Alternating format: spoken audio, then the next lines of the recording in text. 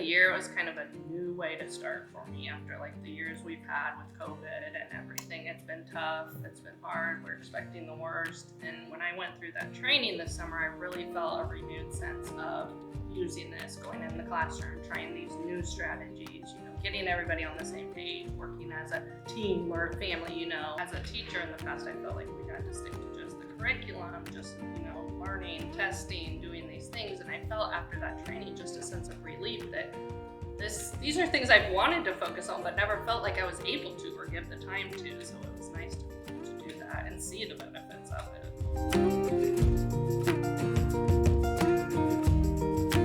it. Self-reflection is important because if we can't understand where we've been and how far we've come, then it's really difficult to have kids have that same expectation for kids. So it was good. We have the life value terms, but then also with the common language is regulation. They use that they feel like they're not regulated emotionally, and then we work on strategies on how to work through that. One of the big ones is breathing, and there's lots of different breathing techniques. With the nurture groups, is at the end of it, it's asking, do you have any hurts? I feel like it gives the kids a chance to feel heard on hurts on the inside and hurts on the outside. It's given them an opportunity to have a voice, to connect with an adult in the classroom. We've always been, maybe the only stable person they see in a day, but now we're also letting them know we care about you, we want to hear what you have to say, and I'm gonna be here every day. They don't have that SEL foundation to be successful in school most of the time, and some of our kids are really struggling. So this language and modeling vocabulary is really giving them the structure and balance they need to learn these regulation skills. We're all doing it. No one's going to make fun of me.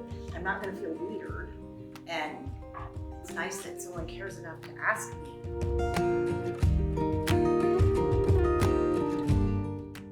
Kids do have baggage, and we have baggage. And I think understanding that sometimes we just have bad days. I know I do. And so if I can approach a student knowing that if they're having a bad moment, that's okay, because I have my moments.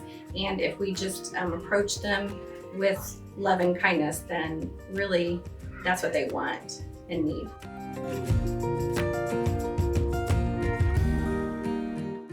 We asked them in a circle time, and another teacher did the same thing, and her answers in her classroom were almost identical to what my kids answered. We said, pretend that you have a new student coming into the classroom. What would you tell them about your class? And we expected things like, we have recess after lunch, and we have fun games on Friday. And every student said things like, we have no hurts, we stick together, we use kind words, we play fairly. And it was just very eye-opening to see that these things are really sinking in, and it's making a difference, and it's changing the whole culture and atmosphere of our classroom.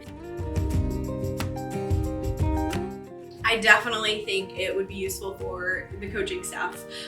So that way we can also model, like, okay, what flips our lid, what makes us angry. We don't want to model anything, especially for the junior high kids, because they're close to, adulthood, like model, positive things and be a positive role model for them in the community, especially when you're traveling to other schools. So, teaching the students, like, okay, we can't always win, sometimes losses are hard, and understanding, like, okay, this didn't go my way, but instead of flipping your lid or getting upset, what can I do to fix this or make it go the way that I want? So how can I regulate my emotions?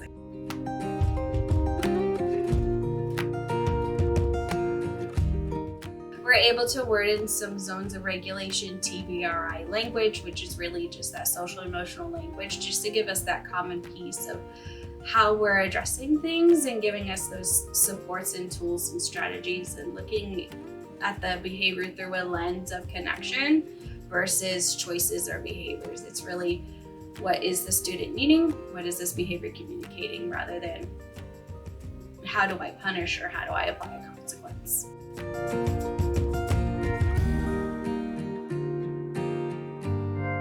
My life experiences have taken me through the K-12 spectrum. I did my student teaching in a high school, and I have gradually worked my way through every different level, and I currently am a principal of a K-3 school. Having experienced all these different levels, that I think it has a lot of value. I hope what we're doing down here is when you receive our students is we're building that capacity in them that you can really pick up that torch and carry it with those kids as they learn to understand their worth and their value and what they bring, and that they can understand their emotions and that they already have a framework for managing some of their emotions.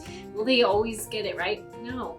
Even as adults, we have big emotions sometimes, and we have to work our way through those. And so we hope that we've built some foundation for those skills, and that you're able to build off of that foundation and continue to grow that in them as they learn to regulate themselves and become productive adults in the future.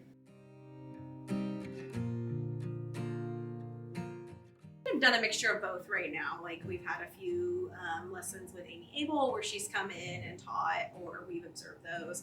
And there's been some that like I teach myself, or our social worker Tanya teaches the lessons.